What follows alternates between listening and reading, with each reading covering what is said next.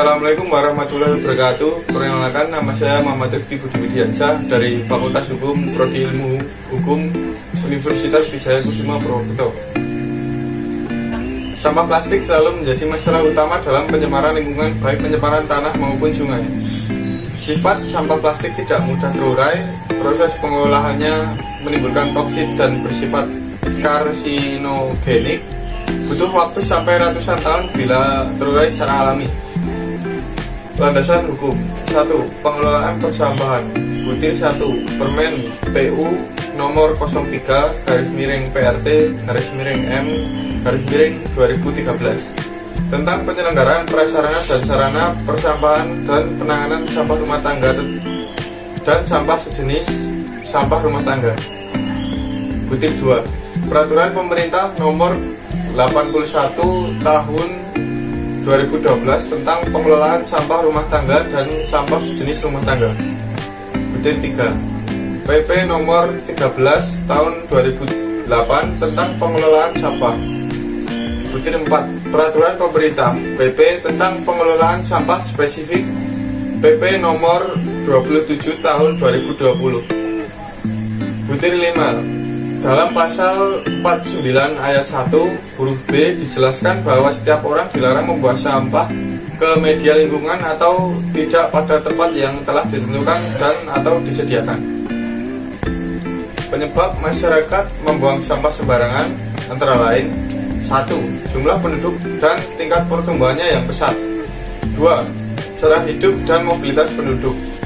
3. Kesadaran masyarakat yang kurang. 4. Tidak tersedianya lahan pembuangan sampah.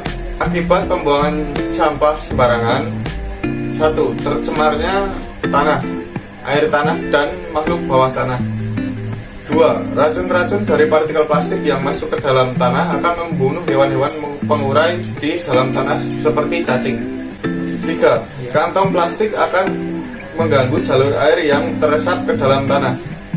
4. Menurunkan kesuburan tanah karena plastik juga menghalangi sirkulasi udara di dalam tanah dan ruang gerak makhluk bawah tanah yang mampu menyuburkan tanah.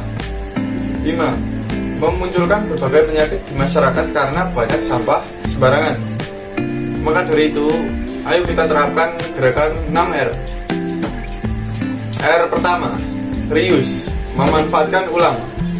Menggunakan kembali barang bekas tanpa pengelolaan dahulu untuk tujuan yang sama atau berbeda dari tujuan bahan awal. Contohnya, memakai sampah plastik sebagai bahan baku kerajinan, bahan bekas dikemas menjadi tempat duduk, dan sebagainya. R kedua, recycle, mengolah kembali. Memanfaatkan barang bekas dengan mengolah materinya untuk digunakan lebih lanjut. Contoh, sampah organik diolah menjadi kompos. R ketiga, reduct, mengurangi, merupakan semua bentuk kegiatan atau perilaku yang dapat mengurangi produksi sampah. Contoh, pergi belanja menggunakan keranjang atau tas belanja dari rumah.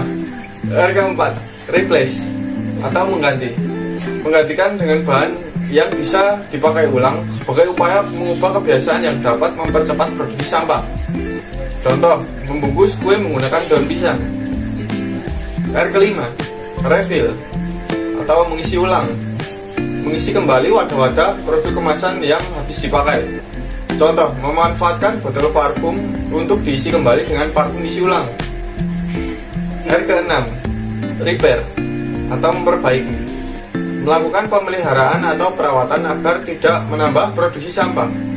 Contoh, sandal yang talinya putus, diperbaiki kembali dengan tali yang baru, tanpa perlu beli sandal baru selama masih layak.